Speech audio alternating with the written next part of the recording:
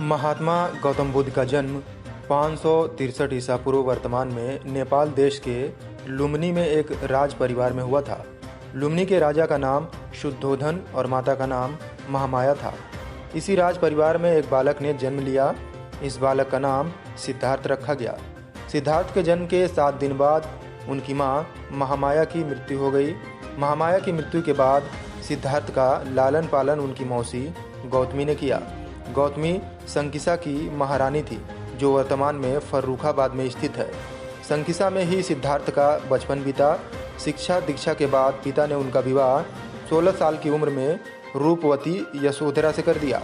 जल्द ही विवाह के बाद एक पुत्र का जन्म हुआ, जिसका नाम राहुल रखा गया। सांसारिक दुखों को देखकर सिद्धार्थ ने चुपचाप अपने घर का त्याग कर दिया और वे ज्ञान की खोज में अज्ञात स्थान पर चले गए। उन्होंने वनों में रहकर घोर तपस्या की। कठिन तपस्या के बाद जब उन्हें ज्ञान प्राप्त नहीं हुआ, तब घूमते घूमते वे गया पहुँचे।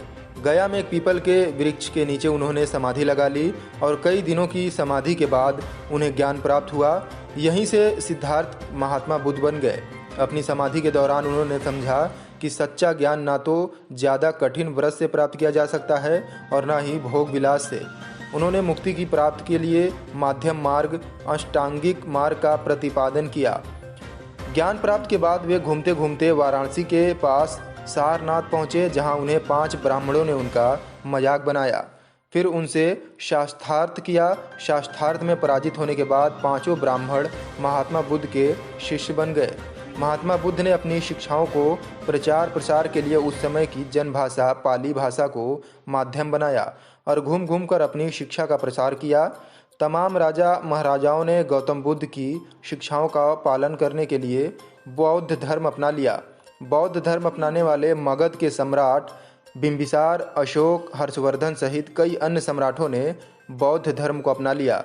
विश्व में बौद्ध धर्म की शिक्षा का प्रचार करने के लिए अपनी पुत्री संघमित्रा और पुत्र महेंद्र को श्रीलंका आज कई देशों में भेजा।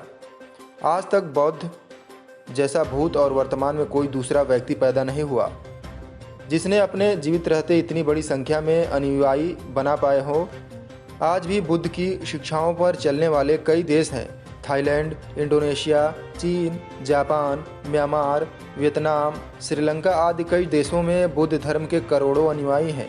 जहाँ तक भारत की बात करें तो यहाँ से बुद्ध धर्म का जन्म हुआ और यहीं से बौद्ध धर्म पूरे विश्व में फैला। भारत में वर्तमान समय में तमाम राजनीतिक पार्टियां भी बुद्ध के विचारों का अनुसरण कर रही हैं। बसपा, रिपब्लिक पार्टी सहित कई अन्य दल बुद्ध के विचारों पर चल रहे हैं। 483 ईसा पूर्व बुद्ध कुशीनगर में अपने शिष्य के यहाँ गए।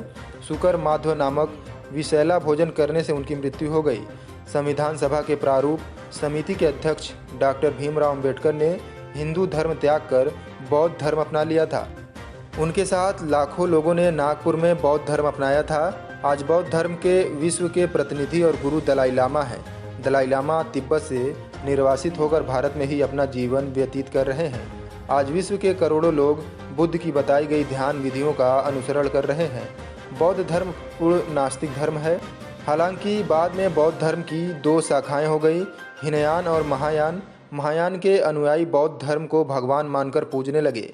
बौद्ध की शिक्षाएं वर्तमान परिदृश्य में राजनीतिक जीवन और सामाजिक जीवन पर खास असर डाल रही हैं। गौतम बुद्ध की मौसी गौतमी प्रथम महिला थीं जिन्होंने बौद्ध धर्म को अपनाया था। वैशाली की वेश्या अम्रपाली, जो कि वैशाली की नगर वधू कही जाती थी, उसे अपनी शिष्या बनाकर बौद्ध संघ में प्रवेश कराकर भिक्षुणी बना दिया था। ऐसे महापुरुष को हमारा महात्मा बुद्ध को सादर नमन। ब्यूरो रिपोर्ट, तेजस खबर।